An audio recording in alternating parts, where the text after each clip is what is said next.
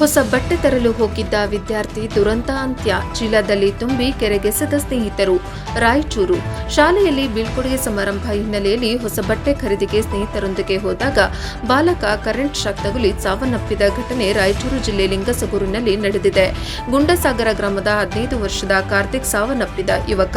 ಬಟ್ಟೆ ಖರೀದಿಸಿ ವಾಪಸ್ ಬರುವ ವೇಳೆ ನೀರು ಕುಡಿಯಲೆಂದು ಹೋದಾಗ ಕಾರ್ತಿಕ್ ವಿದ್ಯುತ್ ತಗುಲಿ ಸಾವನ್ನಪ್ಪಿದ್ದು, ಇದರಿಂದ ಆತಂಕಗೊಂಡ ಜೊತೆಗಿದ್ದ ಸ್ನೇಹಿತರು ತಮ್ಮ ಮೇಲೆ ಬರುತ್ತದೆಂಬ ಭಯಕ್ಕೆ ಕಾರ್ತಿಕನ ಶವವನ್ನು ಗೋಣಿ ಚೀಲದಲ್ಲಿ ತುಂಬಿ ಕಲ್ಲು ಕಟ್ಟಿ ಕೆರೆಗೆ ಎಸೆದಿದ್ದಾರೆ.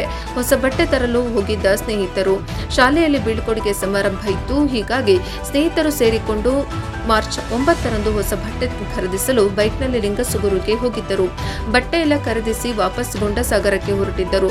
ಆದರೆ ದಾರಿಯಲ್ಲಿ ಕಾರ್ತಿಕನಿಗೆ ಬಾಯಾರಿಕೆ ಆಗಿದ್ದರಿಂದ ಗುಂಡಸಾಗರಕ್ಕೆ ಇನ್ನು 4-5 ಕಿಲೋಮೀಟರ್ ಇರುವ ಮಾರ್ಗ ಮಧ್ಯೆ ರಸ್ತೆ ಪಕ್ಕದ ಹೊಲದಲ್ಲಿ ನೀರು ಕುಡಿಯೋಕೆ ಹೋಗಿದ್ದ. ಆಗ ಬೋರ್ವೆಲ್ನ ವಿದ್ಯುತ್ ತಗುಲಿದ್ದು ಬಿದ್ದು ಒದ್ದಾಡಿದ್ದಾನೆ.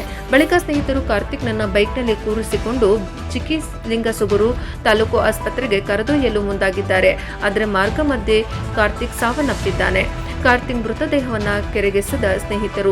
ಈ ವೇಳೆ ಆತನ ಕಾಲುಗಳು ರಸ್ತೆಯುದ್ದಕ್ಕೂ ತಾಗಿ ರಕ್ತ ಗಾಯಗಳಾಗಿವೆ. ಇದರಿಂದ ತಮ್ಮ ಮೇಲೆ ಕೊಲೆ ಆರೋಪ ಬರುತ್ತೆ ಎಂದು ಆತಂಕಗೊಂಡ ಸ್ನೇಹಿತರು ಕಾರ್ತಿಕ್ನ ಮೃತದೇಹವನ್ನು ಬೈಕ್ ಮೇಲೆ ಕೂರಿಸಿಕೊಂಡು ಲಿಂಗಸಗೂರು ಎಪಿಎಂಸಿ ಬಳಿ ತೆರಳಿದ್ದು, ಅಲ್ಲಿ ಚೀಲವೊಂದರಲ್ಲಿ ಕಾರ್ತಿಕ್ ಮೃತದೇಹ ಹಾಕಿ ಮೂಟೆ ಕಟ್ಟಿದ್ದಾರೆ. ಬಳಿಕ ಅದರಲ್ಲಿ 3-4 ಕಲ್ಲುಗಳನ್ನು ಹಾಕಿ ಎಪಿಎಂಸಿ ಬಳಿಯ ಕರಡ್ಕಲ್ ಕೆರೆಯಲ್ಲಿ ಬಿಸಾಡಿದ್ದಾರೆ. ಬಳಿಕ ಊರಿಗೆ ಬಂದು ಮದುವೆ ಕಾರ್ಯಕ್ರಮದಲ್ಲಿ ಡ್ಯಾನ್ಸ್ ಮಾಡಿದ್ದಾರೆ. ಆದರೆ ಘಟನೆ ಬಗ್ಗೆ ತುಟಿ ಬಿಚ್ಚಿಲ್ಲ. ಇನ್ನೊಂದೆಡೆ ತಡರಾತ್ರಿ ಆದರೂ ಮಗ ಮನೆ ಬರದಿದ್ದಕ್ಕೆ ಕಾರ್ತಿಕ್ ಮನೆಯವರು ಹುಡುಕಾಟ ನಡೆಸಿದ್ದು, ಕೊನೆಗೆ ಸಂಬಂಧಿಯೊಬ್ಬರು ಕಾರ್ತಿಕ್ ಸ್ನೇಹಿತರನ್ನ ಪ್ರಶ್ನಿಸಿದಾಗ ಮೂಟೆ ಕಟ್ಟಿ ಕೆರೆಗೆ ಬಿಸಾಡಿದ್ದಾಗಿ ತಪ್ಪೊಪ್ಪಿಕೊಂಡಿದ್ದಾರೆ.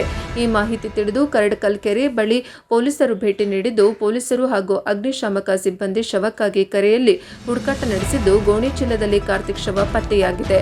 ಇನ್ನು ಕಾರ್ತಿಕ್ ಪೋಷಕರು ಆತನನ್ನ ಕರೆದೊಯ್ದಿದ್ದ ಸ್ನೇಹಿತರ ವಿರುದ್ಧ ಕೊಲೆ ಆರೋಪದಡಿ ಲಿಂಗಸಗೂರು ಠಾಣೆಯಲ್ಲಿ ಪ್ರಕರಣ ದಾಖಲಿಸಿದ್ದು, ಸದ್ಯ ಪೊಲೀಸರು ಇಬ್ಬರು ಅಪ್ರಾಪ್ತರನ್ನ ವಶಕ್ಕೆ ಪಡೆದು ತನಿಖೆ ನಡೆಸಿದ್ದಾರೆ.